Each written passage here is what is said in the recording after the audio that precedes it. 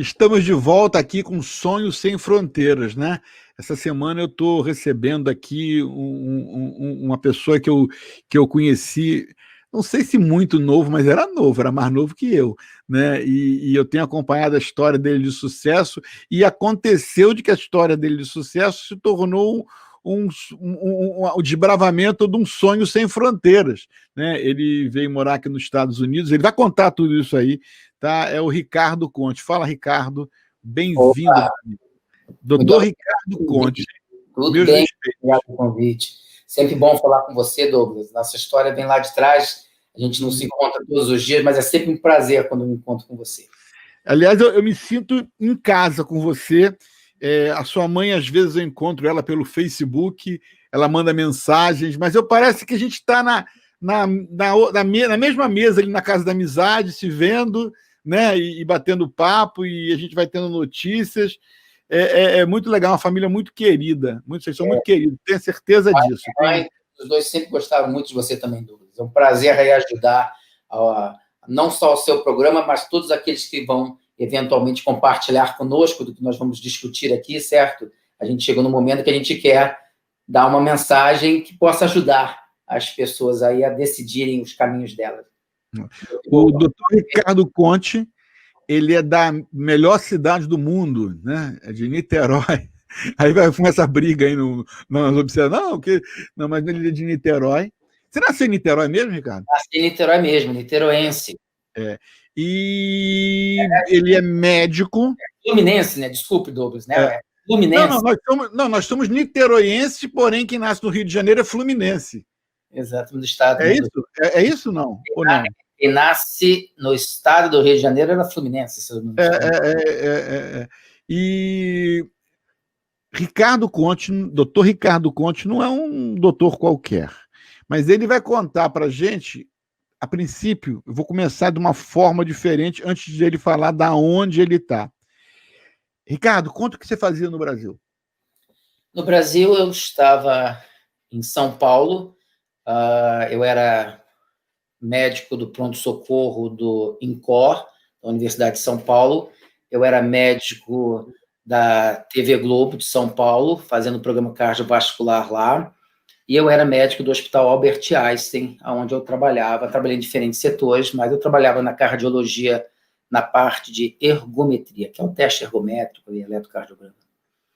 Era onde eu estava antes de vir para os Estados Unidos. E agora onde você está? Em que estado você está? Que cidade você está?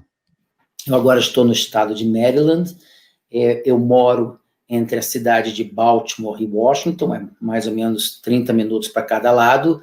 Eu trabalho em Baltimore, num hospital do grupo chamado Ascension, é um grupo que tem em todos os Estados Unidos, e o nome desse hospital é Ascension St. Agnes, Santa Agnes, né? Ascension St. Agnes. Eu sou diretor da unidade semi-intensiva lá, eu sou professor de medicina interna e do núcleo de medicina interna do hospital, e eu sou médico da UTI, dando plantões na UTI. Eu falei você que não é um médico qualquer, né? O Ricardo tem uma história fascinante. Conheci Ricardo bem pequeno não, acho que você tinha o quê? Uns 13 anos, mais ou menos? Talvez um pouco mais, né? Mas eu era, talvez não bem pequeno, mas era bem magro. Mas eu me lembro do Ricardo, filho do José França Conte, ele era meu companheiro do Rotary, e a Matilde, depois eu fui a ser secretário do governador Conte dentro do Rotary, e eu vi Ricardo crescer. Lembro quando ele e os irmãos dele se formaram, faculdade, eu acompanhei tudo isso, e eu mudei para os Estados Unidos. A primeira coisa que eu fiz, eu me mudei para Petrópolis, o que diminuiu o meu contato com eles lá do final da década de 90, 95, 96, e não era como hoje, né? Eu morava em Petrópolis, mas era tão distante que parecia que eu morava no Japão, né? Hoje, com essa tecnologia, a gente está do lado. E mudei para os Estados Unidos, e até que um dia o Conte falou para mim, o Ricardo está indo aí para os Estados Unidos. E aí, está indo para os Estados Unidos. Conta aí, Ricardo, como é que foi você estar indo aí para os Estados Unidos? Eu tive uma pequena passagem em 1991 em Miami, porque eu fiz os últimos 5 meses da minha faculdade de medicina, que era lá em Niterói, a Universidade Federal Fluminense. Eu fiz os 5 meses de internato na Universidade de Miami, né, no Jackson Memorial Hospital. E fui até convidado para ficar lá, mas não era o meu momento. Eu ainda tinha vínculos grandes com o Brasil. Naquela época não tinha internet, não tinha nada, você ficava esperando uma cartinha chegar em 7 a 10 dias, ligação de telefone era super cara, então... Caríssima, né? Vim para os Estados Unidos naquela época, era mais ou menos falar assim, olha, pai, mãe, fui, um beijo, sejam felizes, e, entendeu? Quase isso, né? Então, eu não era o que eu queria, nunca fui preso com os meus pais, mas também bater a porta e não voltar, não teria dinheiro, começando vida para ficar viajando. Então, eu falei, olha, eu vou não para ficar em Niterói, eu tenho sonhos maiores, eu vou tentar aí ser aprovado para São Paulo e não Estados Unidos, que isso me parece um pouco um passo muito grande para o meu momento. E em algum momento eu volto para os Estados Unidos para aprender melhor inglês, porque o meu inglês, claro, estou aqui há vários anos agora, mas o meu inglês nunca foi o inglês mais forte, né, comparado com ninguém, da minha família, da minha esposa, eu tenho o sotaque brasileiro mais forte. Mas um dia eu volto a aprender inglês, um dia eu volto para aprender um pouco mais de medicina, fazer uma educação médica continuada, e um dia eu volto, talvez, com a minha família, para que meus filhos não tenham a mesma dificuldade que eu tive em Miami, apesar de eu ter me saído bem, eu voltava chorando todo dia. Tá? Eu era o melhor aluno na minha faculdade de medicina, sem falsa modéstia, e eu cheguei lá, eu era o pior, porque eu não falava tanto inglês, e você, né, tem que se provar, e não só se provar, né, ninguém conhece o seu passado, nem mesmo o seu futuro. Então, eu voltava chorando, mas eu chegava em casa chorando, amanhã vai ser melhor. Entendeu? Aí passei 5 meses que eu aprendi muito, mas eu falei, um dia eu vou voltar aqui para sair sorrindo, não para mostrar a eles, né? Então, eu fiquei com essa ideia. Um dia eu volto para fazer alguma coisa nos Estados Unidos. Eu era muito novo, eu tinha 23 anos. E aí eu cheguei, eu fiz essas provas para São Paulo, passar para as faculdades de São Paulo, e me tornei especialista em terapia intensiva, me tornei cardiologista, me tornei especialista em medicina interna, comecei a trabalhar nos melhores lugares que nós aqui já mencionamos. Mas eu sempre tinha aquela ideia, bom, vamos ver se eu consigo fazer. Fiz doutorado lá na USP, falei, vamos ver se eu consigo fazer um pós-doutorado fora, mas eu sempre brincava que alguém tinha que pagar as minhas despesas, né? Esse negócio de fazer pós-doutorado, você já está com família, quem que vai pagar isso? E aquela bolsa pequena que tinha aí, eventualmente, né? A PESP, outras bolsas, não ajudaria tanto. E aí, minha esposa, que é uma diretora de recursos humanos, ela teve uma proposta de uma empresa, ela estava bem onde ela estava trabalhando nesse momento, eu acredito que ela estava ainda na Danone, e ela teve uma proposta para trocar para uma empresa que chama-se Honeywell, e a gente estava discutindo os prós e contras, ela teria que pegar, quem conhece São Paulo, toda marginal e trabalhar em Guarulhos, não era um troço assim, né, com o trânsito, né, ela estava trabalhando mais próximo, tinha vantagens e desvantagens como tudo. E aí, mas eles falaram assim, olha, se você for bem, você tem chance de ser transferido para os Estados Unidos. Aí eu falei, não, olha, vamos pegar essa aí, entendeu? Eu quero ir lá para fora, eu sei que você também é uma pessoa com força e desbravadora, não é? E aí as crianças vão aprender inglês, etc. E a gente passa lá um tempo, depois volta e tudo bem. Mas vamos ver se você vai bem na empresa, né? Porque se você também não for bem na empresa... E assim foi, ela foi bem na empresa, 3 anos depois... ela foi transferida e houve 2 chances nessa transferência que eles falaram. A primeira coisa para poder vir como funcionária já aqui nos Estados Unidos, ela seria demitida no Brasil e seria contratada aqui nos Estados Unidos. E isso, financeiramente, não era o melhor, né? Porque, às vezes, naquela época, ainda tinha muitas pessoas que são expatriadas, que a empresa dá um suporte ainda maior, né? Porque é expatriado, mas a gente não tinha experiência nenhuma com visto, com realmente uma vida americana, fora aquele estágio pequeno que eu fiz. E a empresa falou, se você for contratada, a gente vai, em algum momento, começar o processo do Green Card. E aí, conversando com a minha esposa, a gente falou assim, olha, ela falou com a empresa, ela falou assim, a gente topa, mas vocês não vão começar em algum momento o processo do Green Card. No primeiro dia que a gente pisar lá, a gente quer que vocês comecem o processo do Green Card.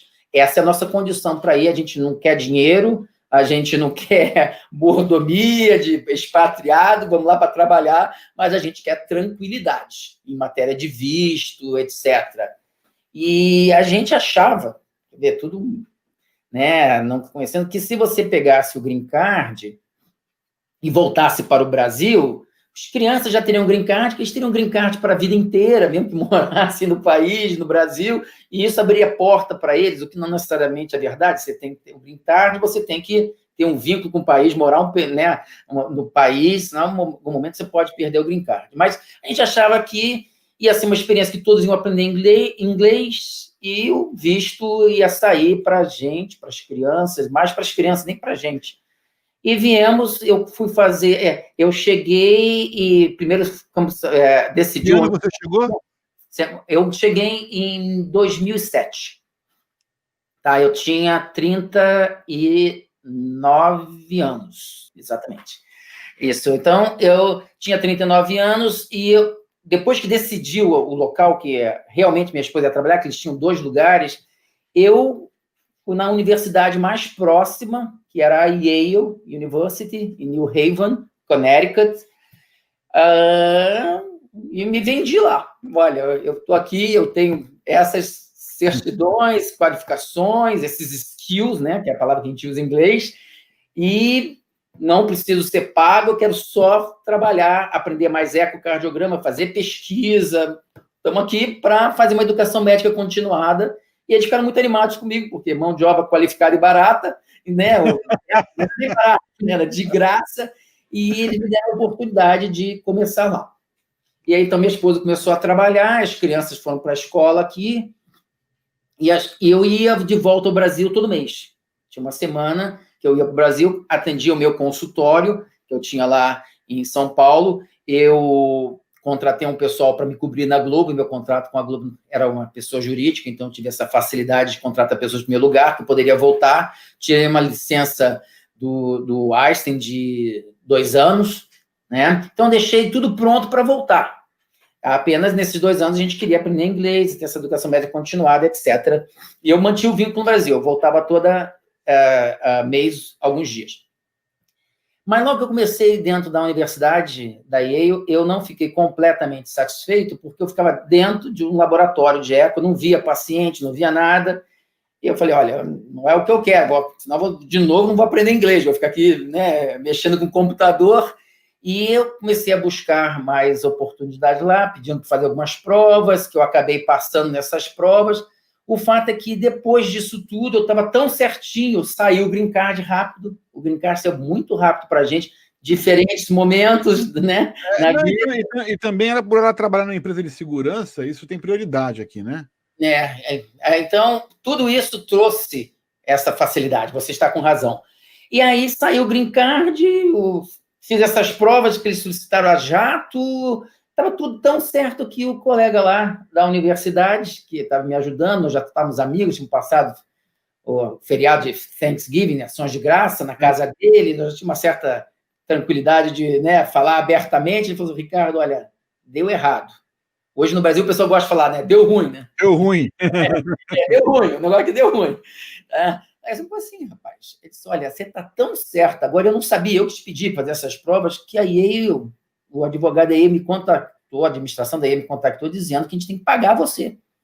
Porque senão você tem green card, você tem essas provas americanas, você tem isso, você tem aquilo, você não está ganhando nada. Eu falei, olha, não tem problema, eu recebo dinheiro. Recebo, tô na boa aqui. Não é? Na minha conta de uso, não tem dificuldade. Aí, o problema, obviamente, que a gente não tem uma vaga para pagar você, né? Não é esse o ponto, né? E ele me falou, cara, eu estou tão envergonhado com isso, mas eu vou ter que pedir para você não voltar.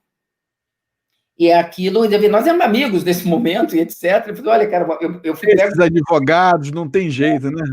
Ele foi pego de surpresa, eu não entendi, eu fiquei até chateado por ele, fiquei mais chateado por mim, mas fiquei chateado por ele também. E não pude voltar para Yale, porque não estava sendo pago, e eles não... Eu me lembro desse período, que a gente falou no telefone nessa época. E esse foi um período difícil, porque você fez um investimento grande e eu não queria voltar para o Einstein, para a Globo, para onde foi, dizer, o que você fez lá? Nada, eu fui pedido para não voltar para ir para problemas de advocacia. Ninguém vai entender, né?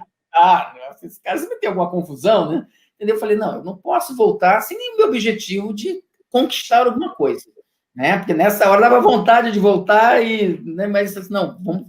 E aí eu comecei a buscar minhas alternativas, até que a única alternativa de estar realmente com o médico legalizado e com liberdade era fazer residência de novo nos Estados Unidos, o que eu tinha feito há mais de 15 anos. Eu falei, vamos lá, né, cara? Entendeu? Vamos fazer. Eu lembro desse período também que eu falava com você algumas vezes no telefone. Eu lembro. Eu meio que ligava quase para também reclamar e chorar um pouco com você, né, Douglas? Entendeu? Não, mas a gente mantinha um contato, eu achava legal para saber acompanhar esse momento teu. Exato. Aí eu falei, olha, vamos voltar para a residência. E inicialmente você acha que você é um cardiologista com doutorado, com isso, que eles vão abrir a porta, né, para você, um cara já com uma qualificação, muito pelo contrário. Você chega naquele ponto que você está, o pessoal gosta às vezes de mencionar, né, que você está overqualified, está acima da qualificação necessária.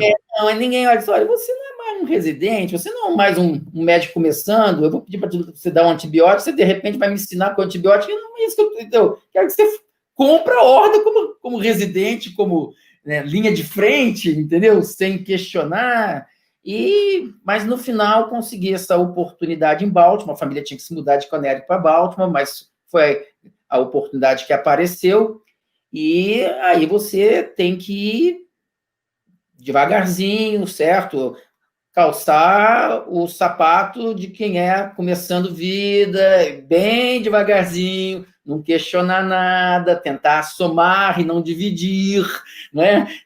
Entender que, na verdade, é um privilégio estar ali, não é? Uma oportunidade, e que isso não é uma coisa negativa de que eu vou ter que voltar para trás, é usar aquela oportunidade para rever conceitos, ter um banho de humildade, passar por aquela situação de novo, e se você consegue isso, você se destaca. Eu me lembro que uma vez você, numa dessas conversas nossas, você me falou um episódio de que estava num momento de decisão rápida nesse seu internato, e o médico virou para você, o que eu faço, doutor? Eu disse, o médico aqui é você. Não, mas você tem mais experiência do que eu. Eu disse, mas eu sou só um interno aqui. Né? Exato, né? Eu tive várias situações, eu tive um médico que, de uma maneira muito agradável e amigável, quis ficar me explicando sobre colesterol. E, obviamente, como cardiologista, eu fiz tese sobre colesterol, pesquisa sobre colesterol, e eu fiquei lá escutando, ele estava até explicando tudo direitinho, mas num nível que era um nível que eu, obviamente, tinha muito acima dele. Ele explicou tudo, eu falei, entendeu? Poxa, muito legal o seu jeito de explicar, muito didático, olha, foi joia revisar isso, quando eu falei que eu sabia, foi ótimo revisar com você, muito obrigado. Passa aí 1 mês, 2 meses, você não falou nada, cara. Não, olha, estamos revisando junto, que bom, cara, legal que você falou. O cara ficou até envergonhado. Será que eu falei alguma bobagem para ele, né? Entendeu? Mas você, entendeu? Vai passando aquela situação e tem outras coisas que você vai reaprendendo, né? Porque quando você é um especialista, como eu sou, mas eu estava trabalhando só como especialista, você revê várias coisas de medicina interna que é importante você rever, ter a oportunidade de rever. Muitas vezes, né? Às vezes a gente gostaria, puxa, se eu fosse jovem com esse conhecimento, eu faria dessa outra maneira um pouquinho diferente. Então, eu tive também essa oportunidade de ter um recomeço, mas já tendo uma experiência médica. Então, você tem que sempre ver o lado cheio do copo, não o lado vazio do copo. É claro que você tem os seus dias, né? Que você está achando que o copo está todo vazio. O copo, né? Você quer jogar o copo longe e você acha que o copo está completamente vazio, não é de um lado ou outro. Mas tem que ter humildade, né? Você falou a palavra certa. De ser imigrante depende de muita humildade, né? Você, eu me lembro várias vezes que as pessoas, quando eu mudei para cá, falavam comigo ou gritando ou fazendo gesto, ou como se eu fosse surdo. Ou aconteceu isso com você em algum momento? O cara fala, parece que você é um debilóide. Aí eu fico olhando para a cara dele. Você... Eu acho essa situação específica não, mas de uma maneira, que eu diria, nem necessariamente proposital, as coisas enraizadas nas pessoas, eu passei por várias situações que, se você não está de bom humor, como assim dizer, ou tranquilo, são situações difíceis. Eu posso te mencionar que até, eventualmente, você viram situações engraçadas, porque você interpreta isso de maneira positiva, mas por ser estrangeiro. Porque, às vezes a pessoa fala assim, não, você é estrangeiro. Não, eu não sinto nenhuma dificuldade. Eu senti bastante dificuldade, principalmente entrando no meio, que eu fui entrando, bem honesto com você. A primeira situação, meus filhos jogavam futebol aqui, né? Nossos filhos sempre, você está envolvido com futebol também, eu sei, mas eles jogavam futebol e tinha, antes do jogo do ginásio, da high school, né? Tinha uma pizza, né? Eles chamam de pasta party, né? Uma festinha da pizza lá, e cada vez um leva uma coisa, leva copo, leva refrigerante, leva pizza, e dessa vez era a minha vez de levar pizza. E você conhece mais ou menos a molecada, você não conhece os pais necessariamente, e aí nesse dia eu estava pós-plantão, então eu estava livre, e eu fui levar a pizza na casa lá, e geralmente quando você recebe, o pai entra, fica ali também. Aí eu cheguei lá, estava direitinho, tudo mais, com a minha bermudinha jeans, né, do Brasil, etc, tal. Aí logo que eu abri a porta, a pizza está aqui, o cara está no telefone, eu ponho lá, e a dona da casa, é aqui mesmo, eu logo vi que eu era o entregador de pizza. E aí eles mandaram eu embora, cara, e eu saí super chateado. Você sabe que eu saí chateado? Eles não me deram gorjeta. Entendeu? Porque se eles tivessem, pelo menos, me dado e ainda era um muquirona, suvina, não deu gorjeta. Exatamente. Ser entregador de pizza, não tem nenhum problema ser entregador de pizza. Agora, não ganhar uma gorjeta é quem pegou, cara. Entendeu? Então, é engraçado agora, mas na hora eu imagino. Entendeu? Eu conheço a história parecida com a sua, isso é um conhecido meu. Ele é engenheiro, né? E ele parou numa steakhouse em Miami, dessas super steakhouses aqui, que churrascaria rodízio nem se menciona, e ele estava parado esperando para ele e a esposa dele entrarem e sentarem no restaurante. Aí chegou um cara super arrogante, entrou e deu a chave do carro dele para ele. Tipo, você é o guardador de carro aqui. Aí ele ficou, eu tenho dois motivos, eu posso me aborrecer ou eu me divirto com isso. Ele falou para a mulher dele, espera um minutinho aqui. Aí ele foi, entrou no carro do cara, botou o carro não sei lá onde, entendeu? E deixou com chave no lugar e tudo, e voltou, né? Aí, não, ele trouxe a chave, deixou lá no lobby, aí voltou. Aí a mulher, o que você foi? Não, entreguei o carro, deixou o carro, parei o carro pro cara, tá, tudo bem. Aí, diz que ele tá jantando, aí o cara olha para ele sentado ali, tipo, como é que pode guardar comer no mesmo lugar que eu? Aí ele olhou para ele e ele entendeu que alguma coisa estava errada, né? Aí eu falei assim, poxa, me desculpe, eu confundi você como guardador e dei a chave. Eu disse, não tem problema não, estacionei o seu carro. Aí, só que eu não disse aonde. Aí eu não era o guardador, a chave está ali no lobby. E ele disse que ele saiu depois, ele não sabe o que aconteceu, mas acontecem essas coisas, com tranquilidade. Eu quero te dar um exemplo como médico já. Eu fui contratado para um hospital, não vou dar nomes específicos, mas fui contratado para um hospital para ser o diretor da UTI, em determinado momento. E esse era um hospital que foi comprado por uma grande universidade, e eles queriam restabelecer as regras da UTI, porque era um hospital que os médicos da cidade ainda administravam o hospital, e agora estava vindo a universidade com todas as suas normas e protocolos e coisas novas, e nós já sabíamos que isso dá confusão. Muita, né? Grande, mas né, eu estava seguindo as normas da universidade, que comprou o hospital, etc. E aí eu peguei a diretora de enfermagem, uma americana, escrevemos as regras que tinham que ser lá da UTI, e ela que escreveu. Quando eu falo escrevemos, eu ditei lá para ela, e ela escreveu tudo bonitinho, tal, de propósito, para não pegar uma... Tempo em ação. Vai deixar 100% isso bonitinho, que já vai dar confusão de qualquer jeito. E o Chief Medical Officer, né, que é a posição mais alta médica dentro do hospital, estava nessa reunião, eu como diretor lá da UTI, e aí começa a reunião, aquele quebra-pau, porque não pode isso, porque não pode aquilo, mas agora, né, o hospital foi vendido, temos que acertar essas regras. E aí alguém falou assim, mas isso está tão mal escrito também, ninguém entende isso aqui. O cara que estava me defendendo Falou assim, olha, isso foi escrito por um brasileiro, você queria o quê? E não fui eu que nem escrevi.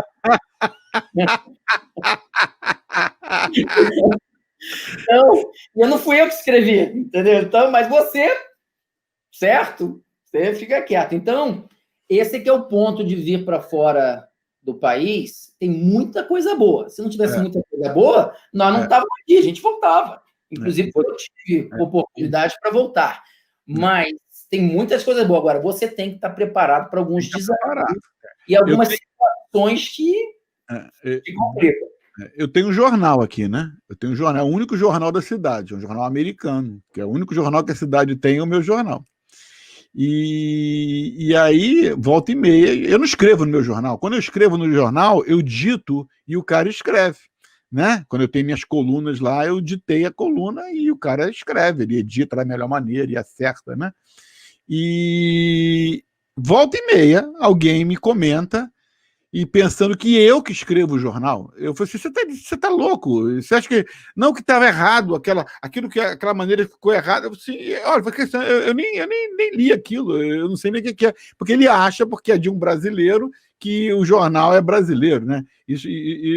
Agora, outra coisa que me irrita muito aqui, e eu vou te contar essa experiência minha, e vou te contar de um amigo meu, depois que deu a dica, que tá acontecendo com você e o que acontece comigo também já hoje aqui. Eu estava o que me deixa, esse caso igual o teu aí do médico lá, que foi escrito por um brasileiro, né? É quando o cara, eu estou numa reunião política, porque eu acabo, por causa de ter um jornal, você acaba tendo envolvimento político, né? E está numa reunião política, e principalmente nos dias de hoje, que estão descendo o pau no imigrante, aí eles dão uma pausa e falam assim, não, mas não é pessoas como você, não, Douglas, são outros imigrantes. Quer dizer, ele esquece que eu sou imigrante também. Quer dizer, esse negócio de essa deferência, não são pessoas como você, não, Douglas. São pessoas como os outros imigrantes. Você, não, eu sou imigrante como eu sou imigrante com isso, é uma coisa chata. Mas eu tive uma crise aqui em 2006. Eu fui contratado por uma companhia para dar consultoria, a maior companhia de turismo de um determinado nicho de mercado, que eu não vou explicar agora, senão as pessoas vão saber que companhia é. Eu fui chamado para trabalhar nessa companhia como diretor de mercado latino. Eles queriam atingir os mercados latinos, né? E foi uma indicação que me deram. Eu nunca tinha trabalhado para ninguém na minha vida. Era o primeiro emprego que eu ia ter. Os caras falaram, ele que é o cara, ele vai resolver o teu problema. Eu fiquei até, me pagaram um bom salário, fizeram um grande contrato, muitas mordomias, e eu montei minha equipe, e tinha as atendentes que atendiam em espanhol, e eu trouxe um cara que eu conheço há muitos anos, desde o Brasil, que o cara ele foi educado em colégio americano, a vida dele toda. Ele, quando chegou à faculdade, ele veio para os Estados Unidos e mora aqui desde então. Só que ele é muito mais moreno do que eu, né? E eu estava cansado, irritado já com as piadas, essas coisas, tipo, o que você queria? Foi escrito por um brasileiro? O que você queria? Não. Aí eu fui batendo papo com ele à noite, a gente foi bater papo, cara, eu tô cansado dessa discriminação. Aí ele falou para mim uma coisa que eu guardo até hoje, e você tá repetindo aí, acontece. A discriminação acontece mais ainda quanto mais alto você sobe dentro da sociedade americana. Quanto mais alto você compete com o lugar daquele americano. Porque ele quer mostrar a você, de alguma forma, que ele está te fazendo um favor. Então, quer dizer, não importa o seu inglês, não é o seu inglês, é o que você ocupa, entende? É onde você está sendo colocado para discutir com eles. Então, isso. Todo mundo me comenta isso. Eu observo isso nas conversas que eu tenho tido, que isso é realmente uma verdade. Você concorda com isso? Eu concordo que existe sempre uma discriminação. Mas, por outro lado, quando você começa a mostrar a sua competência, vai abrindo portas também. Você vai convivendo com as duas situações. Com esse grau aí que você está falando, que existe uma discriminação velada ou não velada, existem dificuldades, e, ao mesmo tempo, você vai crescendo. Isso que eu acho interessante. Então você fica firme no teu mercado, você fica sólido. Porque, no final da história, eu acredito que a posição que eu cheguei no hospital, apesar do meu grande sotaque, né, em inglês, apesar dessas histórias que nós contamos, é uma posição muito privilegiada. Então, eles me abriram oportunidades. Eu posso, se a gente tiver chance, eficiência, explicar por que essas oportunidades foram sendo abertas em casos específicos. Mas, então, existe uma situação velada, por outro lado, você vai em frente. Eu gostaria de aproveitar, se você achar pertinente, Douglas, para também falar das vantagens, né? Que até agora nós falamos. Nós avacalhamos aqui o meu script todo aqui, entendeu? Porque a gente já falou de coisas do final, do começo, né? Eu quero começar a falar o seguinte, já falando para isso aí, antes de entrar nessa parte, vamos dar uma parada nisso e falar o seguinte: saudade do Brasil. Você tem saudade do Brasil? Eu tenho saudade do Brasil. Tá? Eu acho que não só do Brasil, você tem saudade até da sua infância, né? A infância foi no Brasil, mas o clima do Brasil é maravilhoso, né? Então, a gente pega aqui o inverno, você está um pouco mais quente aí em sul de Miami, da Flórida, né? Mas chega aqui 3 meses de neve, cara, você está morrendo de saudade do Brasil. Tá? Fora isso, eu gosto da cultura do Brasil. Por ser brasileiro, eu acho natural, mas tem gente que é brasileira, tem que se adapta com outra cultura mais fácil. Eu gosto dessa cultura de andar à vontade numa rua, no nosso caso lá em Niterói, na Moreira César, de bater aqui um papo com um cara que você encontrou de há muito tempo que você não viu, né? Tomar um sorvete andando na rua, ir à praia. Temos praia aqui também, é claro, você mora perto de praia, mas tem uma cultura diferente, o Brasil, do que tem aqui nos Estados Unidos.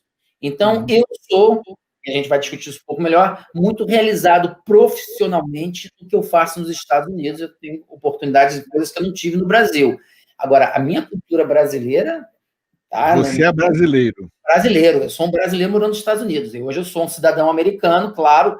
Eu sou um brasileiro morando nos Estados Unidos. E todo mundo sabe disso dentro do meu hospital. Vou dar um exemplo para você. Hoje conseguimos lá uma sala extra para todos os diretores de time, etc. Tem uma sala extra, né? Então tem uma sala lá extra. E aí eu falei, a sala agora é minha, com os meus alunos lá. Pode fazer o que eu quiser com a sala, né? Porque tem aquela discussão de sala. Você pode individualizar. Já vi que você vai botar um bandeirão do Brasil lá, né? Vou botar a camisa da seleção brasileira na sala, entendeu? Etc. Entendeu? No meu escritório, eu tenho a foto da praia de Caraí, de Niterói, que não conhece Niterói, aquela foto que você vai ver o Cristo Redentor, o Pão de Açúcar, que nós estamos em Niterói, o pessoal brinca que é o outro lado da poça, né? Então, tenho no meu escritório, eu faço muita força a trazer brasileiros para o hospital. Eu sou o único médico no hospital brasileiro, não tem ninguém mais. Nós temos 3 enfermeiras brasileiras somente. E sempre eu faço parte do comitê que entrevista residentes novos. Nós tivemos aí poucos residentes brasileiros, mas tivemos alguns, muito poucos.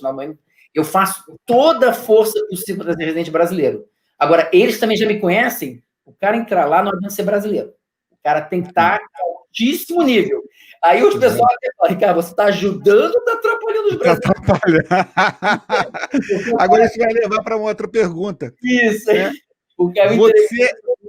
Você tem uma comunidade brasileira local? Porque, deixa eu te explicar, isso aqui vai para o mundo todo, né? E o pessoal tem diferentes histórias. Eu agora, no CRBE, estou tendo a oportunidade de ver... são coisas tão naturais para mim aqui nos Estados Unidos, como comunidade brasileira, o pessoal não tem nem ideia. Numa reunião do CRBE, eu falei assim, gente, eu vou fazer a empatia com catupiry amanhã. O pessoal falou, vamos desconectar você agora, porque a gente não sabe o que é fazer empatia com catupiry há décadas, porque eu não sei onde comprar catupiry. Então é o seguinte, aí em Baltimore, tem comunidade brasileira? Vou te fazer uma resposta melhor do que simplesmente um não. Tem uma comunidade brasileira no caminho entre Baltimore e Washington. Eu não vejo muito brasileiro nesta situação. Pode ter brasileiros em uma outra situação, eu não encontro. Mas eu posso também te antecipar que não interna muito brasileiro no meu hospital.